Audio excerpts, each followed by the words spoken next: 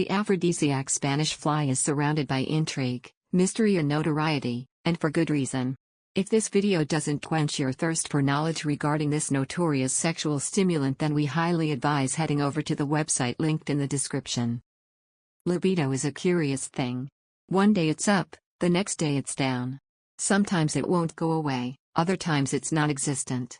There are so many internal and external factors that affect libido that it isn't always easy to pinpoint the cause of an increased or decreased libido. However, in today's environment it is very much apparent that the stresses and social pressures that exist are dampening libidos the world over. For these reasons, it does not come as a surprise that so many people across the globe are turning to alternative medicines and treatments in an attempt to fix their failing desire for sex. This isn't a new thing, however. For centuries both men and women have been seeking ways by which they increase their urges, desires, wants and ultimately the pleasure that comes with it. Throughout history there have been hundreds, if not thousands, of aphrodisiacs, one of the most famous of these being Spanish fly. What is Spanish fly? Many years ago, nobody knows exactly when, a person, nobody knows who, saw a beetle in the midst of its mating ritual.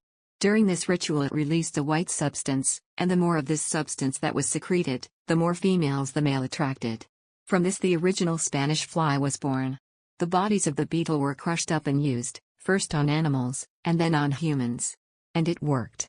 Although the bodies of the beetles were useless, the white secretion, known as canthridin, was extremely potent. The observant amongst you will have realized that the above description of the inception of Spanish fly refers to a beetle. Despite the name Spanish fly, it is actually a beetle rather than a fly. To be more specific, it is a green beetle within the blister beetle family, the Latin name for it being Lytta Vesicatoria. It may also be referred to as cantharides. Spanish fly's popularity grew and grew, even Roman emperors were supposed to have used it, although it did have one rather serious, potential, side effect: death. Yes, that's right, the active ingredient in Spanish fly, canthridin, can potentially kill the user. For these reasons it is now banned in most countries, but that has only helped to increase demand and sales. How does Spanish fly work? Spanish fly works in a way that is fairly unique, and will probably shock most people reading this who aren't au fait with how it works.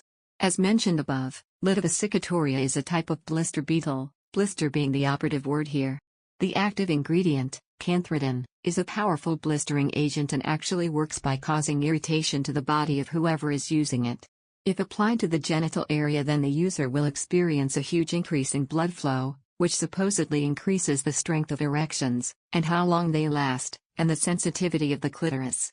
Although this may sound beneficial, in reality Spanish fly is actually causing damage to the user's body, a side effect of this irritation being increased sexual desire and pleasure.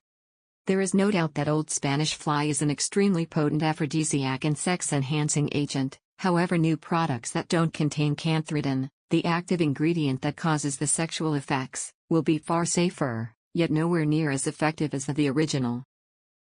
To learn more about Spanish fly, please head over to the website linked in the description. Thanks for taking the time to watch our video. We hope you found it useful.